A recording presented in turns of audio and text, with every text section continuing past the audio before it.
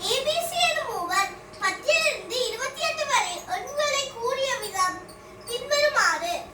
A 10 16 வரை. B 14 22 வரை. C 23 28 வரை. இவர்களில் அதிக எண்களை கூறியவர் யாருன்னு கேட்டிருக்கு.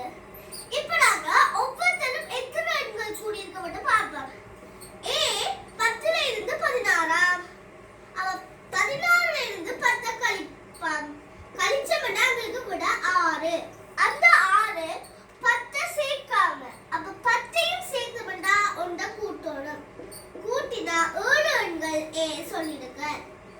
B 17 22. அப்ப நாங்க 22 17 கழிப்போம். கழிச்சோம்னா உங்களுக்கு வர விட 5. அதோட 14ஐயும் சேர்த்தோம்னா 6 எண்கள் B சொல்லியிருக்கிறேன். C வந்து 23 28 வரை சொல்லியிருக்கிறார்.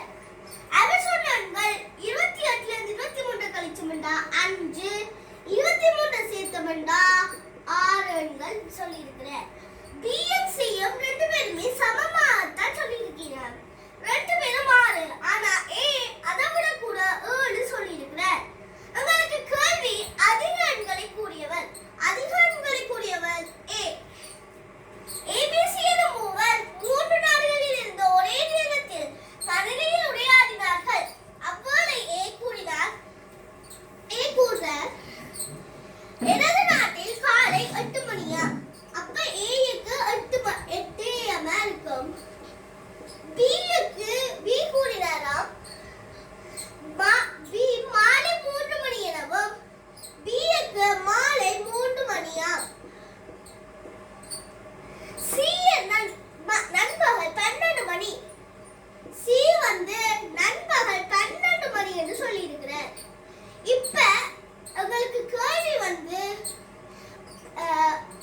இதன்படி B இருக்கும் நாட்டில் நள்ளிரவு 12ஆக இருக்கும் போது உடைய AC நாட்டின் தோற்றம் நேரங்கள் அவ என்ன கற்றுக்கு.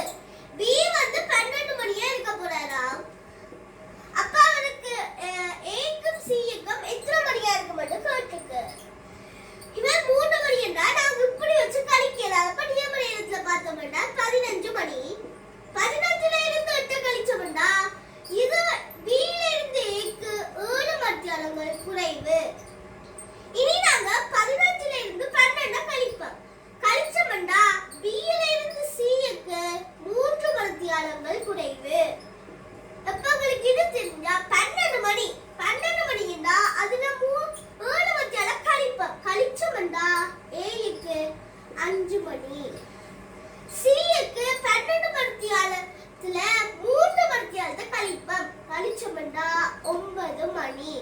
இப்ப உங்களுக்கு AC முறையே கேட்டிருக்குது. முறையேனா A வந்து 5 மணி, C வந்து 9 மணி.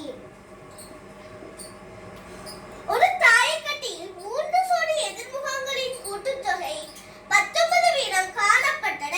அத்தாயக்கட்டையில் காணப்பட்ட 6 முகங்களின் எண்ணிக்கை 7 வரிசையில் தருகிறது கேட்டிருக்கு. இதுக்கு நாங்க x ஆக 1, x ஆக 2, x ஆக 2, x ஆக 3, x ஆக 4, x ஆக 5 என்று போடுவோம்.